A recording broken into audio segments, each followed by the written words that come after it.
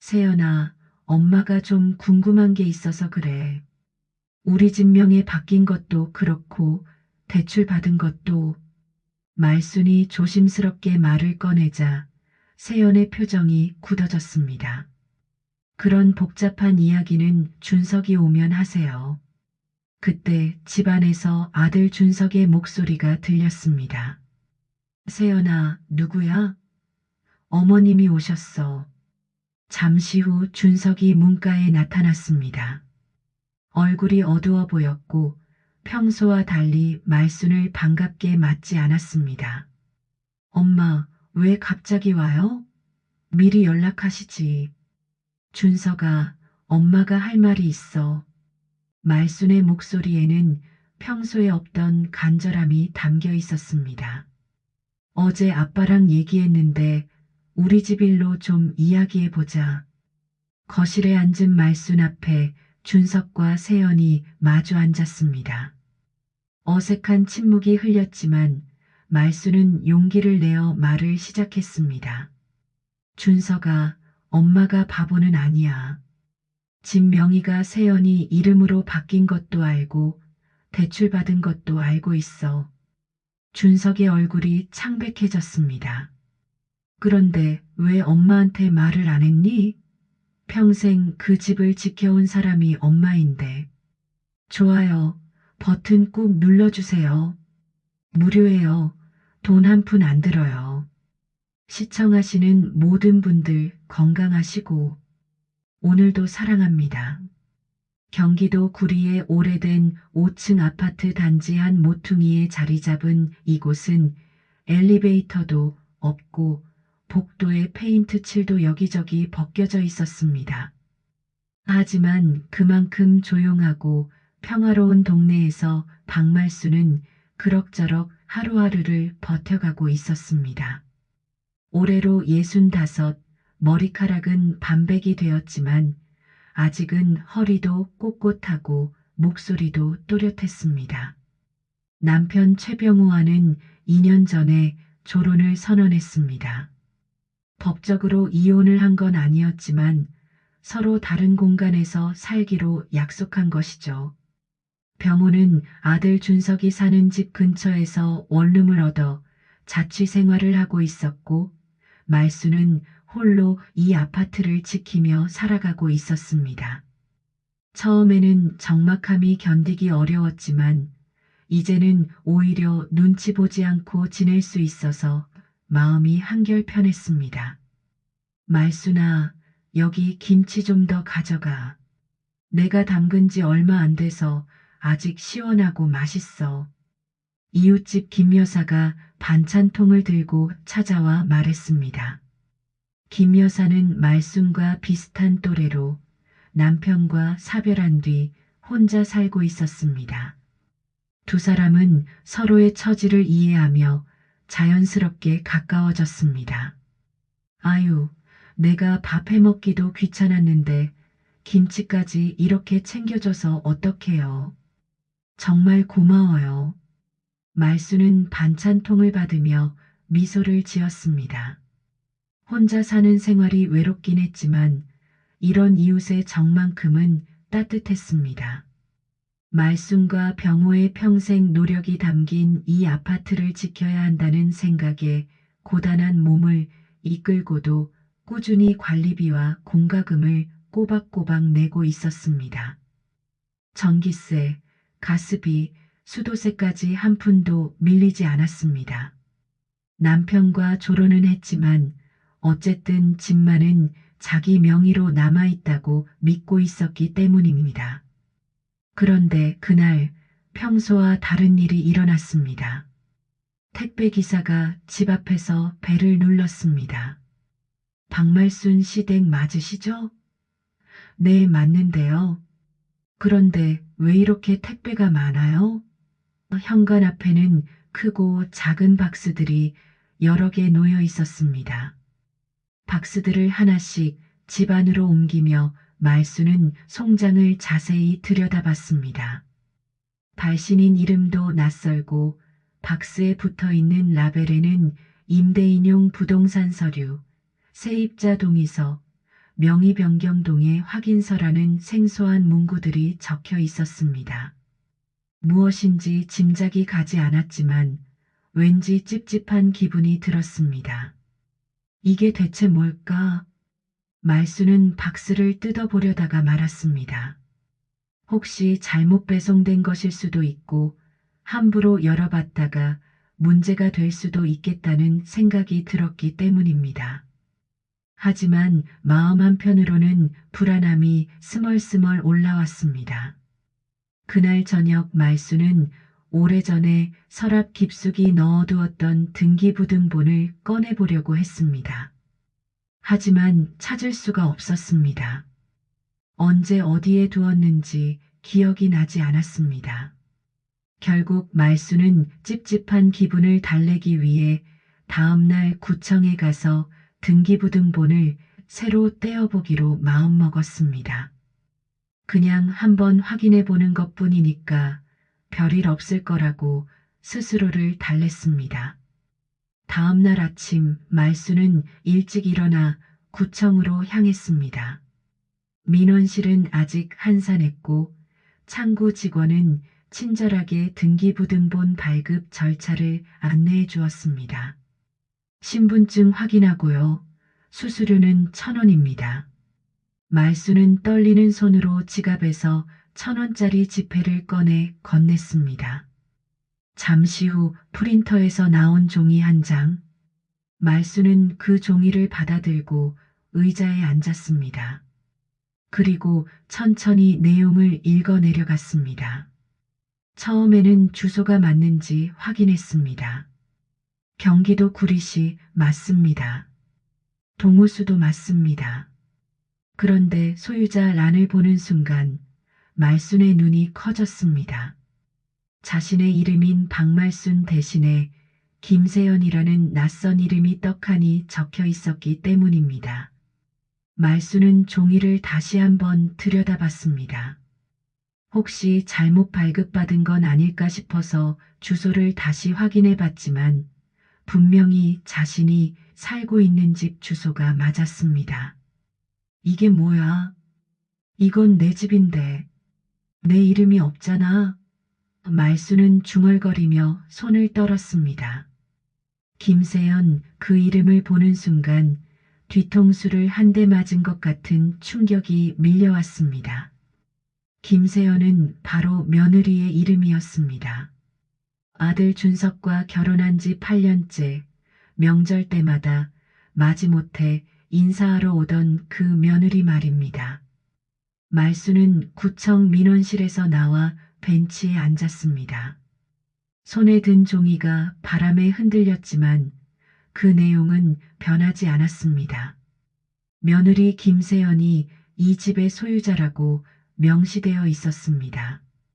언제부터인지는 모르겠지만 분명히 명의가 바뀌어 있었습니다. 이게 말이 돼? 말수는 자신도 모르게 소리를 냈습니다.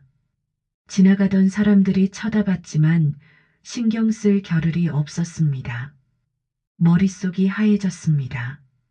자신이 관리비를 내고 공과금을 내고 매일 청소하며 지켜온 이 집이 언제부터 며느리 것이 되었다는 말인가요?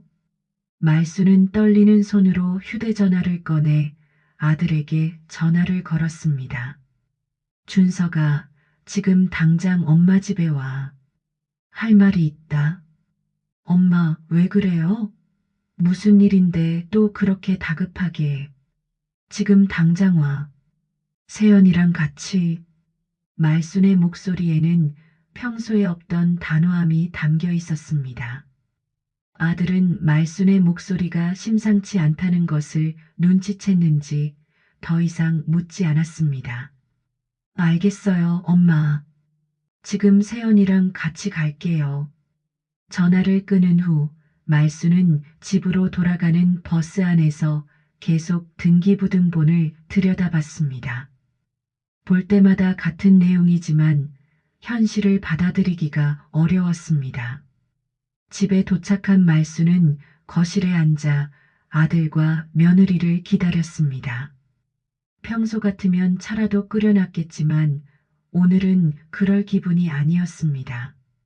몇 시간이 지나서야 현관문이 열리는 소리가 들렸습니다. 엄마 왔어요. 아들 준석의 목소리였습니다. 말수는 택배 상자와 등기부등본을 테이블 위에 올려놓고 두 사람을 쳐다봤습니다. 이거 뭐야? 짧고 간단한 질문이었지만 그 안에는 배신감과 분노가 가득 담겨 있었습니다. 아들과 며느리는 서로 눈빛을 주고받더니 며느리 세연이 먼저 입을 열었습니다. 그거요. 몇 년 전에 아버지가 명의를 바꾸신 거예요. 세연의 목소리는 의외로 차분했습니다. 마치 이미 예상했던 일이라는 듯이 말이죠. 말수는 귀를 의심했습니다. 뭐라고? 엄마 혼자 사시니까 혹시라도 나중에 치매 오시거나 사고라도 나시면 법적으로 복잡해지잖아요. 그래서 아버지가 우리 명의로 잠깐 옮겨놓자고 하셨던 거예요. 세연의 설명을 들으면서 말순의 가슴은 점점 더 답답해졌습니다. 내 허락도 없이 내 집을 내 이름으로 바꿨다고? 허락이야 당연히 받았죠. 도장도 찍으셨고요. 그 말에 말수는 순간 기억이 흐릿해졌습니다. 언제 그런 도장을 찍었을까요? 그날 밤 말수는 잠을 이룰 수 없었습니다. 천장을 바라보며 온갖 생각이 머릿속을 스쳐 지나갔습니다. 남편 병호에게 전화를 걸어봤지만 벨소리만 계속 울릴 뿐 받지 않았습니다. 새벽이 되어서야 말수는 겨우 잠이 들었습니다. 다음 날 말수는 손주들에게 줄 선물을 들고 아들 집을 찾아갔습니다. 평소 같으면 미리 전화를 했겠지만 어제 남편과의 대화 후 아들과 직접 이야기해야겠다는 생각이 들었습니다. 손주 유빈이가 좋아할 만한 겨울 외투를 정성스럽게 포장해서 가져간 것이었습니다. 현관벨을 누르자 며느리 세연이 문을 열었습니다. 어머님, 갑자기 오시면 곤란해요. 준석이 지금 안 왔어요. 세연의 말투에는 평소보다 더 날카로운 기운이 있었습니다. 마치 무언가를 들키고 싶지 않아 하는 것 같았습니다. 유빈이는 있지? 이거 겨울 외투인데 내가 어릴 때 내가 손수 만들어주던 외투 기억나니? 그거랑 똑같은 걸로 골랐어. 말수는 최대한 부드럽게 말하며 봉투를 건넸습니다. 하지만 세연은 봉투를 받지 않고 문틈 사이로 밀어넣기만 했습니다. 어머님, 그런데 말인데요. 세연이 갑자기 목소리를 낮춰 말했습니다. 어제 아버님이랑 얘기하셨다면서요? 뭘 그렇게 말씀을 많이 하셨대요. 말수는 깜짝 놀랐습니다. 벌써 남편과의 대화 내용이 전해진 것 같았습니다. 세연아, 엄마가 좀 궁금한 게 있어서 그래. 우리 집 명에 바뀐 것도 그렇고 대출 받은 것도. 말순이 조심스럽게 말을 꺼내자 세연의 표정이 굳어졌습니다. 그런 복잡한 이야기는 준석이 오면 하세요. 그때 집안에서 아들 준석의 목소리가 들렸습니다. 세연아, 누구야? 어머님이 오셨어. 잠시 후 준석이 문가에 나타났습니다. 얼굴이 어두워 보였고 평소와 달리 말순을 반갑게 맞지 않았습니다. 엄마, 왜 갑자기 와요? 미리 연락하시지. 준석아, 엄마가 할 말이 있어. 말순의 목소리에는 평소에 없던 간절함이 담겨 있었습니다. 어제 아빠랑 얘기했는데 우리 집 일로 좀 이야기해보자. 거실에 앉은 말순 앞에 준석과 세연이 마주 앉았습니다. 어색한 침묵이 흘렸지만 말순은 용기를 내어 말을 시작했습니다. 준석아, 엄마가 바보는 아니야. 집 명의가 세연이 이름으로 바뀐 것도 알고 대출 받은 것도 알고 있어. 준석의 얼굴이 창백해졌습니다. 그런데 왜 엄마한테 말을 안 했니? 평생 그 집을 지켜온 사람이 엄마인데. 준석은 한참을 고민하더니 입을 열었습니다. 엄마, 사실은 저희도 처음엔 정말로 임시로만 하려고 했어요. 엄마가 혼자 계시니까 혹시라도 무슨 일 생기면 법적으로 복잡해질까 봐서. 준석의 목소리에는 진심이 느껴졌습니다. 그런데 어쩌다 보니까 일이 커졌어요. 세연이 카페를 하고 싶어 했는데 은행에서 담보가 있어야 대출을 해준다고 해서. 준석은 말을 하면서도 고개를 들지 못했습니다. 처음에는 정말로 나중에 다시 엄마 명의로 돌려드릴 생각이었어요. 세연도 처음으로 진심 어린 표정을 지었습니다. 어머님, 저도 처음엔 그냥 서류상으로만 잠깐 빌리는 거라고 생각했어요. 그런데 일이 이렇게 복잡해질 줄은 몰랐어요. 그녀의 목소리에도 후회가 묻어 있었습니다. 말수는 두 사람의 말을 듣고 조금 안도했습니다. 적어도 처음부터 나쁜 마음을 먹고 한 일은 아니라는 것을 알 수 있었기 때문입니다. 그럼 이제 어떻게 할 거니? 그냥 이대로 둘 수는 없잖아. 엄마, 저희가 방법을 찾아볼게요. 대출금도 열심히 갚고 명의도 다시 엄마 앞으로 옮기고. 준석의 말에 말수는 고개를 끄덕였습니다. 그래, 가족끼리 이런 일로 싸우고 싶지 않아. 하지만 엄마도 불안해. 법적으로 뭔가 확실한 약속을 했으면 좋겠어. 그날 대화 후 말수는 마음이 조금 놓였습니다. 아들과 며느리가 나쁜 마음을 먹고 한 일이 아니라는 것을 확인했기 때문입니다. 하지만 여전히 불안했습니다. 구두 약속만으로는 안전하지 않다는 생각이 들었습니다. 다음 날 말수는 구청에서 운영하는 무료 법률 상담소를 찾아갔습니다. 젊은 변호사가 친절하게 상담을 해주었습니다. 어르신, 상황을 들어보니 명예 도용의 소지가 있어 보입니다. 하지만 가족 간의 일이라 복잡할 수 있어요. 그럼 제가 제 집을 되찾을 방법은 없나요? 방법은 있습니다. 다만 시간과 비용이 들어갈 거예요. 그리고 가족 관계가 더 악화될 수도 있고요. 변호사의 말에 말수는 깊은 고민에 빠졌습니다. 상담을 마치고 집으로 돌아온 말수는 남편 병호에게 전화를 걸었습니다. 여보, 오늘 법률 상담을 받아봤어. 우리가 할 수 있는 일이 있긴 있대. 그래. 그런데 준석이랑 세연이는 뭐라고 하던? 아직 자세한 얘기는 안 했어. 우리끼리 먼저 상의해보자. 병호는 잠시 생각하더니 말했습니다. 말수나, 나는 내 뜻을 따르겠어. 우리가 평생에 걸쳐 마련한 집인데 이렇게 당할 수는 없지. 남편의 지지에 말수는 마음이 든든해졌습니다. 그 주말 말수는 아들 가족과 만나기로 했습니다. 이번에는 제대로 된 대화를 해보자는 생각이었습니다. 동네 조용한 카페에서 만난 네 사람은 서로 어색한 기운 속에서 대화를 시작했습니다.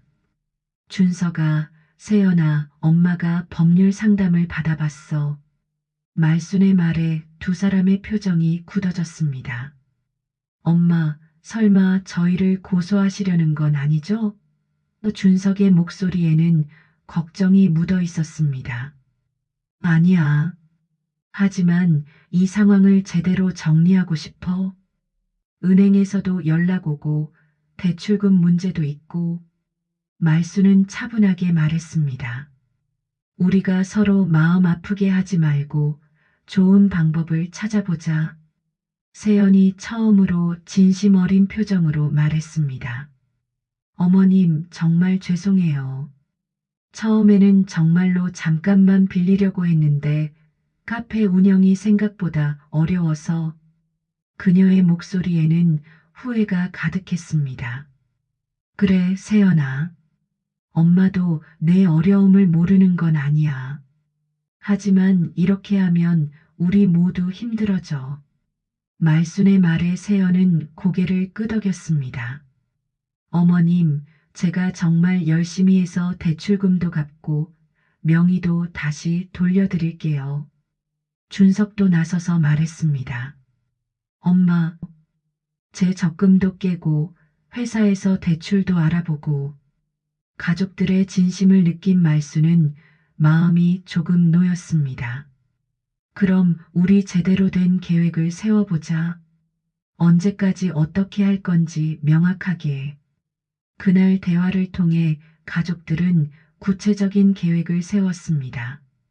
1년 내에 대출금을 정리하고 집 명의를 다시 말순 앞으로 돌리기로 한 것입니다. 비록 완전히 해결된 것은 아니지만 적어도 서로의 마음을 확인할 수 있었습니다. 말순은 김 여사에게 오늘 있었던 일을 이야기했습니다. 그래도 가족끼리 대화를 통해 해결하려고 하니까 다행이야. 맞아요. 법정까지 가지 않고 해결되면 좋겠어요. 하지만 말순의 마음 한편에는 여전히 불안함이 남아 있었습니다. 구두 약속만으로는 한계가 있다는 것을 알고 있었기 때문입니다. 그래도 일단은 가족을 믿고 기다려보기로 했습니다. 가족과의 약속 후 며칠이 지났지만 말순의 마음은 여전히 복잡했습니다. 밤마다 잠들기 전이면 온갖 생각들이 머릿속을 맴돌았습니다. 정말로 아이들이 약속을 지킬 수 있을까? 혹시 또 다른 문제가 생기는 건 아닐까 하는 걱정들이 끊이지 않았습니다. 그날도 새벽 3시가 넘어서야 겨우 잠이 들었던 말수는 아침 일찍 일어나 베란다에 나가 앉았습니다. 멀리 보이는 산들이 아침 햇살에 물들어가고 있었지만 마음만큼은 여전히 어두웠습니다. 내가 너무 순진했을까? 스스로에게 묻는 말순의 목소리에는 깊은 회의감이 묻어 있었습니다. 그때 떠오른 것은 젊은 시절의 기억들이었습니다. 갓 결혼했을 때 병우와 함께 작은 전셋집에서 시작했던 신혼생활. 그때는 가진 것도 없고 미래에 대한 확신도 없었지만 서로만 있으면 세상을 다 가진 것 같았습니다. 여보, 우리 언젠가는 꼭 내 집 마련하자. 우리만의 보금자리를 만들자. 그때 병우가 했던 약속이 생생히 기억났습니다. 그 후로 수십 년간 두 사람은 정말 열심히 살았습니다.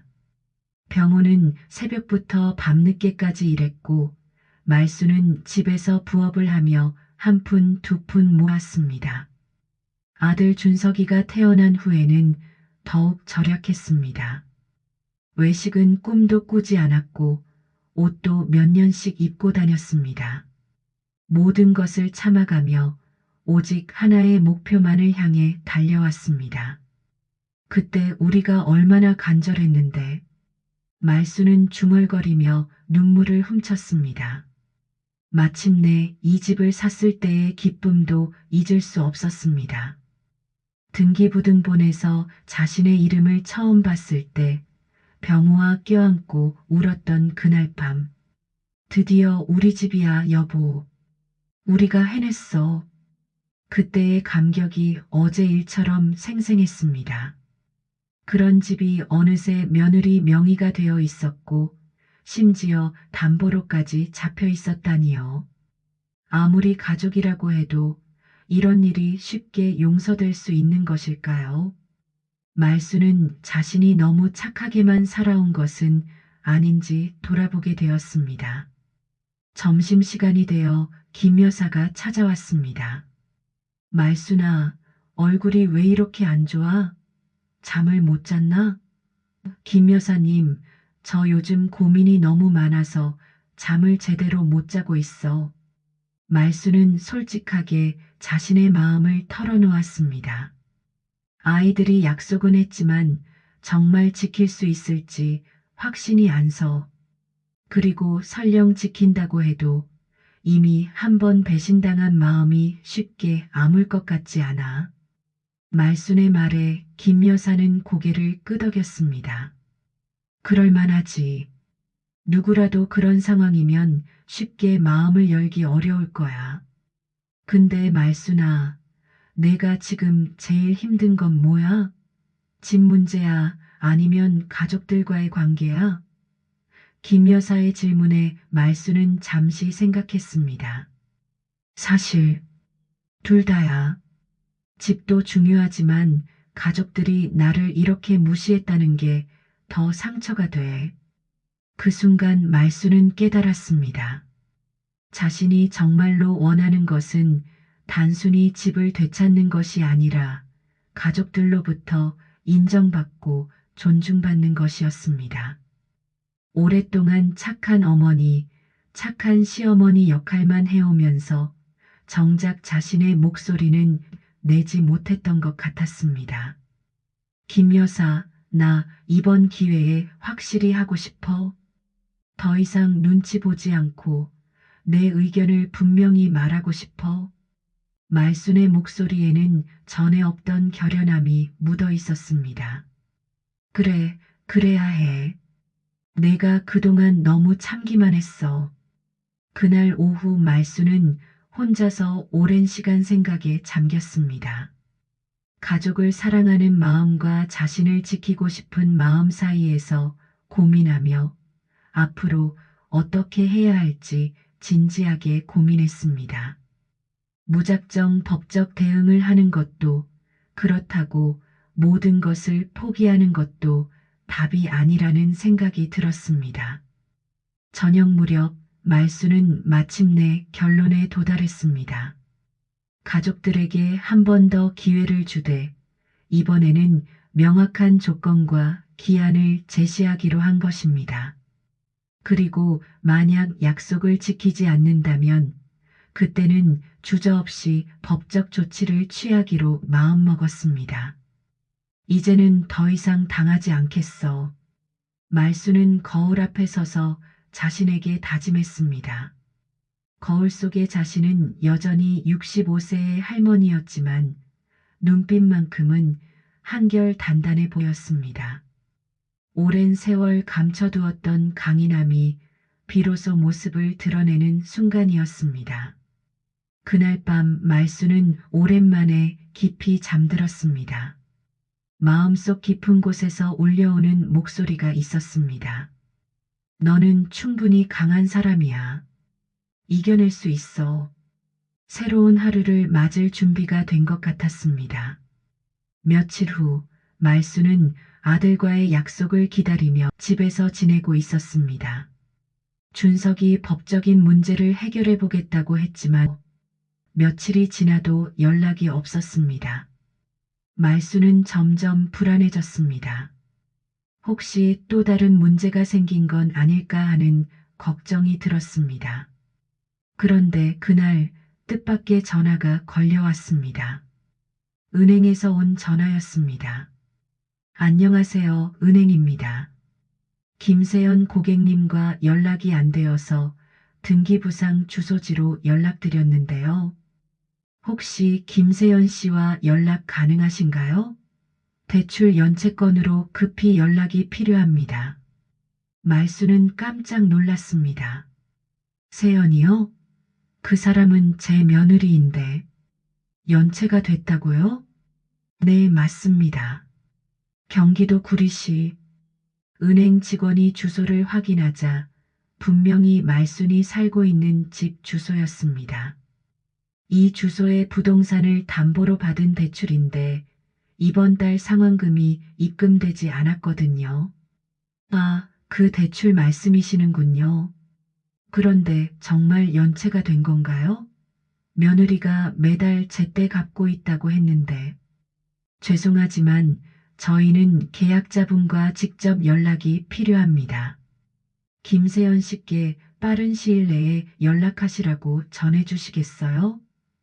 은행 직원의 말에 말수는 가슴이 철렁했습니다.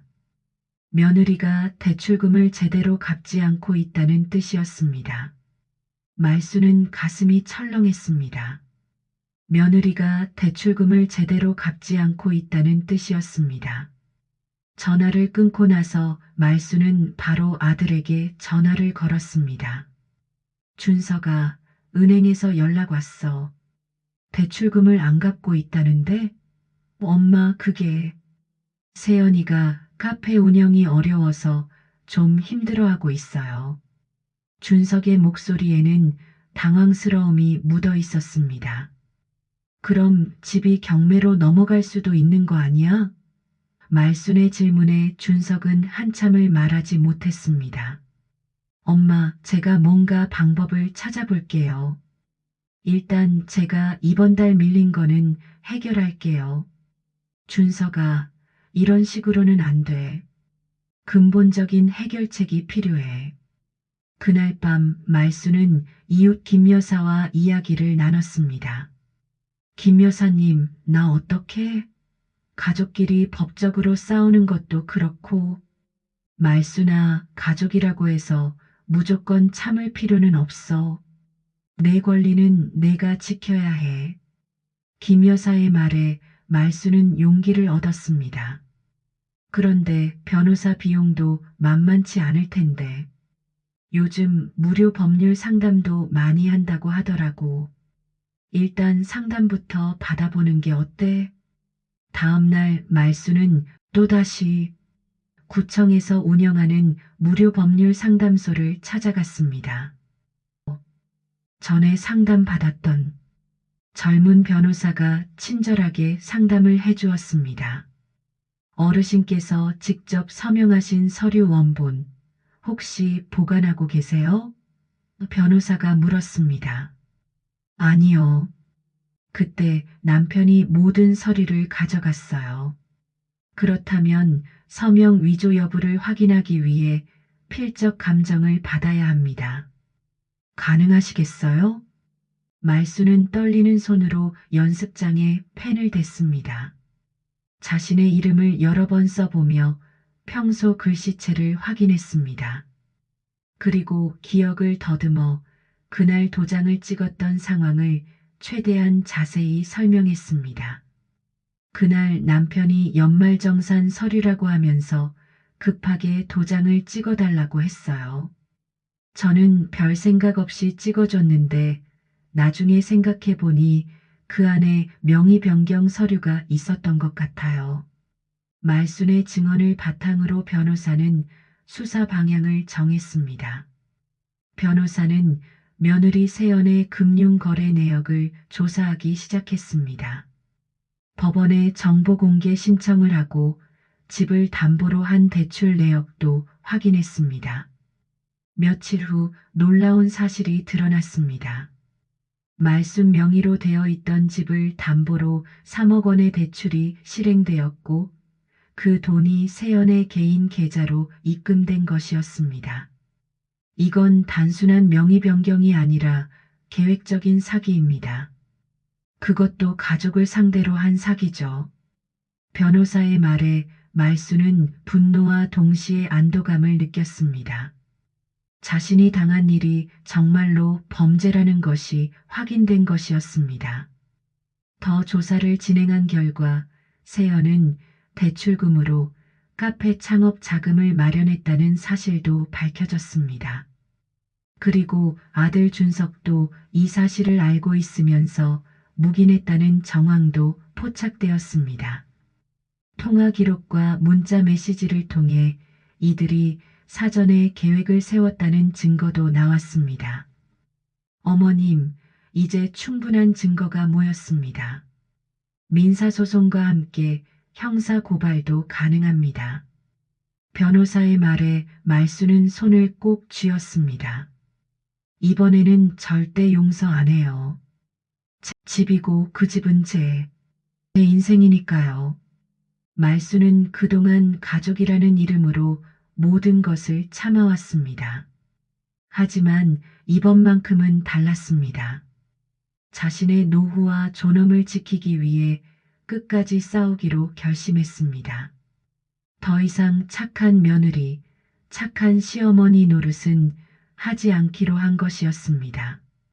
변호사는 소장을 작성하기 시작했습니다. 명예 이전 무효 확인과 손해배상 그리고 형사 고발까지 모든 법적 수단을 동원하기로 했습니다. 말수는 비로소 자신을 위해 싸울 준비가 되었습니다.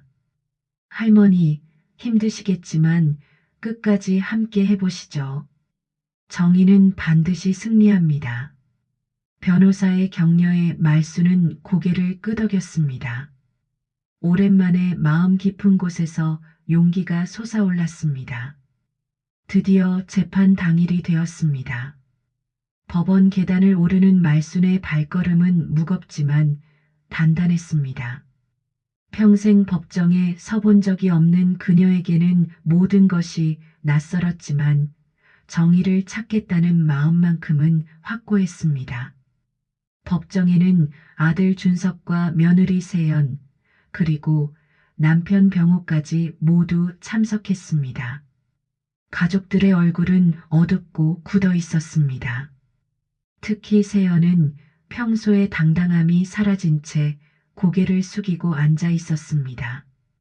피고인 김세연 씨, 원고 박말순 씨의 동의 없이 부동산 명의를 이전받았다는 것이 사실입니까? 판사의 질문에 세연은 잠시 망설였습니다. 그게 시아버님께서 동의하셨다고. 시아버님의 동의가 아니라 집 소유자인 시어머님의 동의가 필요한 것 아닙니까? 변호사가 준비한 증거들이 차례로 제시되었습니다. 필적 감정 결과 명의 변경 동의서의 서명이 말순의 것이 아니라는 사실이 명확히 드러났습니다. 또한 대출 실행 과정에서 세연이 허위 서류를 제출했다는 증거도 나왔습니다. 제가 글자가 서툴러서 남편이 들고 온 서류를 의심 없이 도장만 찍어줬습니다. 그런데 그것이 제 집을 빼앗는 서류였다니. 말순이 증언대에 서서 떨리는 목소리로 말했습니다. 법정 안에는 무거운 침묵이 흘렸습니다. 피고인 김세연 씨는 해당 부동산을 담보로 3억 원의 대출을 받았고 그 자금으로 개인 사업을 시작했습니다. 이는 명백한 사기 행위입니다. 변호사의 주장에 세연의 변호사는 반박했지만 증거 앞에서는 무력했습니다.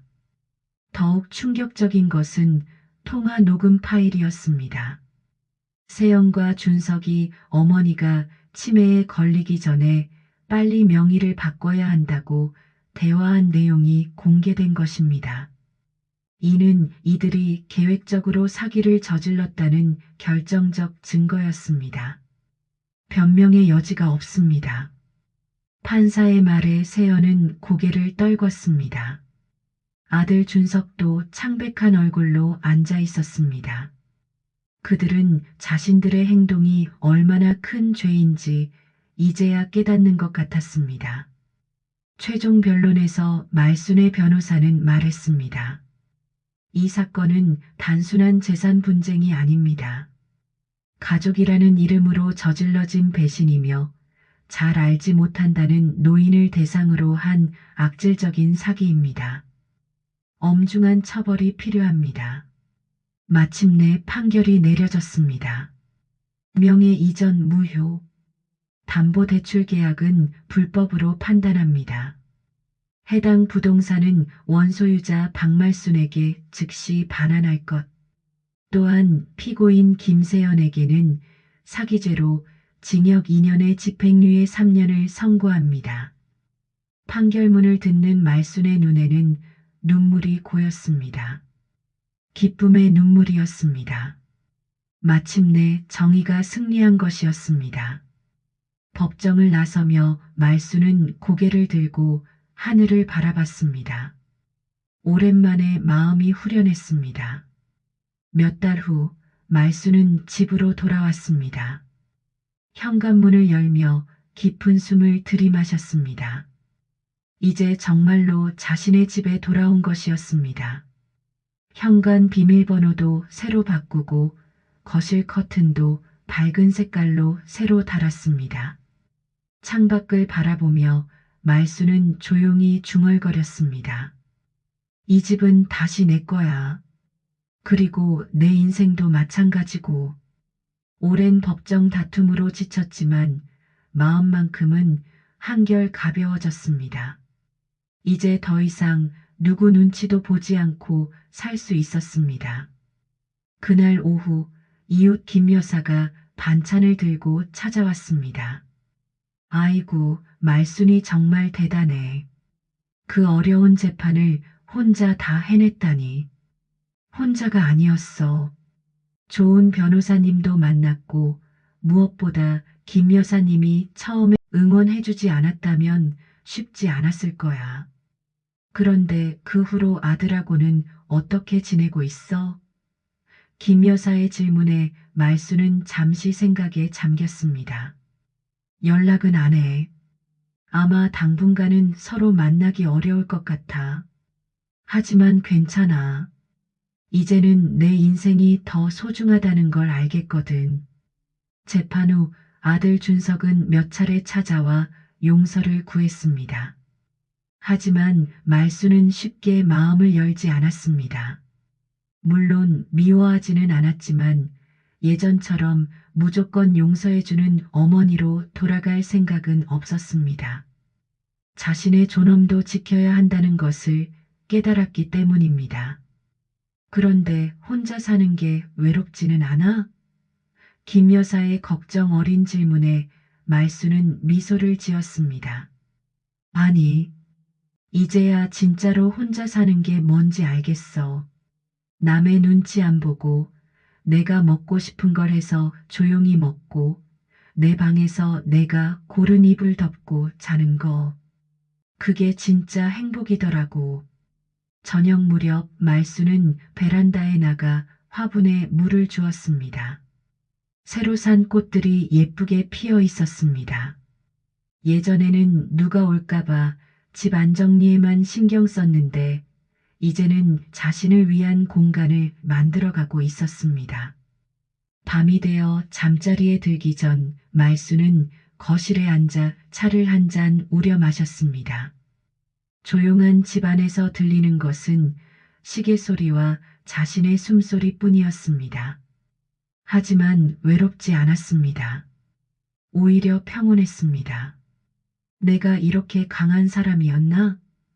말수는 스스로에게 물어봤습니다. 평생 누군가를 위해서만 살아왔던 자신이 마침내 자신을 위해 싸우고 이겨낸 것이었습니다. 이제 남은 인생은 정말로 자신만을 위해 살아갈 작정이었습니다. 창밖으로 보이는 달빛이 유난히 밝았습니다. 말수는 그 달빛을 바라보며 깊은 만족감을 느꼈습니다. 비록 가족과는 멀어졌지만 자신의 존엄과 권리를 되찾았습니다. 그것만으로도 충분히 가치 있는 승리였습니다. 1년이 흘렀습니다. 계절이 한 바퀴 돌아 다시 봄이 찾아왔고 말순의 집 앞 작은 화단에는 예쁜 꽃들이 피어나고 있었습니다. 지난해 이맘때와는 사뭇 다른 평온함이 집안을 감돌고 있었습니다. 할머니, 오늘 제가 요리 도와드릴게요. 손녀 유빈이가 밝은 목소리로 말했습니다.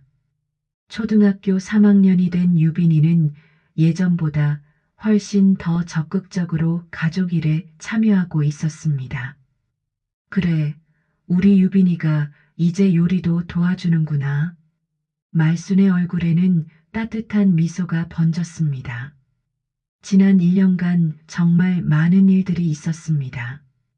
가족들과의 약속대로 준석이는 더 좋은 조건의 회사로 이직했고 세연이는 적자를 내던 카페를 정리하고 작은 온라인 쇼핑몰을 시작했습니다. 세연이는 사기 혐의로 집행유예 2년을 선고받았지만 진심으로 반성하며 매달 대출금을 성실히 상환하고 있었습니다. 처음에는 어려웠지만 점차 안정적인 수입을 올리기 시작했습니다. 어머님, 이번 달도 대출금 입금했어요. 세연이가 통장을 보여주며 말했습니다. 약속했던 대로 매달 꼬박꼬박 대출금을 상환하고 있었고, 이제 전체 대출액의 3분의 1 정도가 남아 있었습니다. 고생 많아, 세연아. 너희들이 이렇게 열심히 하는 모습 보니까 정말 기특해. 진명이도 이미 6개월 전에 다시 말순 앞으로 돌아왔습니다. 구청에서 명예 이전 수속을 마치고 나왔을 때의 그 홀가분함을 말순은 아직도 생생히 기억하고 있었습니다. 이제야 정말 내 집 같아. 그때 병우가 했던 말이 떠올랐습니다. 병우도 많이 달라졌습니다. 전에는 집안일에 별로 관심이 없었는데 이제는 적극적으로 나서서 도움을 주고 있었습니다. 여보, 내가 장 보고 올게. 뭐 필요한 거 있어? 아침마다 이런 말을 하는 병고를 보면 말수는 새삼 고마운 마음이 들었습니다. 아빠, 정말 많이 달라지셨어요. 어느 날 준석이가 아버지에게 말했습니다. 이제야 정신을 차린 거지. 그동안 엄마한테 너무 미안했어. 병우의 목소리에는 진심 어린 후회가 묻어 있었습니다. 가족 모임도 예전보다 훨씬 자연스러워졌습니다. 한 달에 한 번씩 모두 모여서 식사를 하는데 예전처럼 어색하거나 긴장되지 않았습니다. 오히려 서로에 대해 더 많이 알게 되고 더 깊이 이해하게 되었습니다. 엄마, 요즘 표정이 정말 밝아지셨어요. 준석이가 말했습니다. 그래, 나도 모르게 그랬나? 네, 예전보다 훨씬 더 당당해 보이세요. 세연이도 동의했습니다. 저희가 어머님께 많이 배웠어요. 어떻게 강하게 살아야 하는지. 말수는 정말로 많이 변했습니다. 예전처럼 무조건 참고 맞춰주기만 하는 것이 아니라 자신의 의견을 분명히 표현하게 되었습니다. 하지만 그렇다고 가족을 소외시키거나 상처 주지는 않았습니다. 오히려 더 건강한 관계를 만들어가고 있었습니다. 김 여사님, 정말 고마워요. 그때 용기를 내라고 해주셔서 이웃 김 여사와 차를 마시며 말순이 말했습니다. 뭘 그런 걸 고마워해. 너 혼자 다 해낸 거야. 아니에요. 여사님이 없었다면 저 혼자서는 못했을 거예요. 그리고 요즘 말수는 새로운 취미도 생겼습니다. 동네 복지관에서 운영하는 노래교실에 나가기 시작한 것입니다. 할머니, 오늘 무슨 노래 배우셨어요? 유빈이가 궁금해하며 물었습니다. 오늘은 그날들이라는 노래를 배웠어. 할머니가 불러줄까? 말순이 노래를 부르자 온 가족이 박수를 쳤습니다. 어머님 목소리가 정말 좋으세요. 세연이가 감탄했습니다. 나이 들어서 시작한 건데도 이렇게 재미있을 줄 몰랐어. 말수는 새로운 것에 도전하는 기쁨을 느끼고 있었습니다. 어느 날 저녁 가족들이 모두 모여 있을 때 준석이가 말했습니다. 엄마, 저희가 지난 1년 동안 정말 많이 배웠어요. 가족이라는 게 단순히 혈연 관계가 아니라 서로를 존중하고 배려하는 마음이 더 중요하다는 거요. 맞아요, 어머님. 저도 어머님을 보면서 정말 많이 반성했어요. 앞으로는 절대 이런 일 없을 거예요. 세연이도 진심을 담아 말했습니다. 말수는 그런 며느리와 아들을 보며 마음이 뿌듯했습니다. 밤이 되어 가족들이 각자 집으로 돌아간 후 말순과 병호는 거실에 앉아 차를 마시며 이야기를 나눴습니다. 여보, 지난 1년 정말 많은 일이 있었지? 그러게. 그때는 어떻게 될 줄 알았나 몰라. 하지만 결과적으로는 우리 가족에게 좋은 일이었던 것 같아. 맞아. 그 일이 없었다면 우리가 서로를 이렇게 깊이 이해할 기회도 없었을 거야. 병호의 말에 말수는 고개를 끄덕였습니다. 힘들었지만 지나고 보니 모든 게 의미가 있었어. 그날 밤 말수는 침대에 누워 천장을 바라보며 생각했습니다. 1년 전만 해도 절망적이었던 상황이 이렇게 아름다운 결말을 맞을 줄 누가 알았을까요? 가족들과의 갈등을 통해 오히려 더 단단한 유대감을 형성하게 되었고 자신도 한 뼘 더 성장할 수 있었습니다. 창밖으로 보이는 달빛이 유난히 밝았습니다. 말수는 마음속으로 조용히 감사 인사를 올렸습니다. 힘든 시간을 견뎌낼 수 있게 해준 가족들에게, 용기를 북돋아준 이웃들에게, 그리고 포기하지 않고 끝까지 싸울 수 있게 해준 자기 자신에게도 내일은 또 어떤 좋은 일이 기다리고 있을까? 말수는 미소를 지으며 눈을 감았습니다. 새로운 하루에 대한 기대감으로 가득한 마음으로 깊고 평화로운 잠에 빠져들었습니다. 진정한 가족의 사랑이 무엇인지 깨달은 하루의 끝이었습니다. 오늘도 함께 해주셔서 참 고맙습니다. 우리 또 만나요.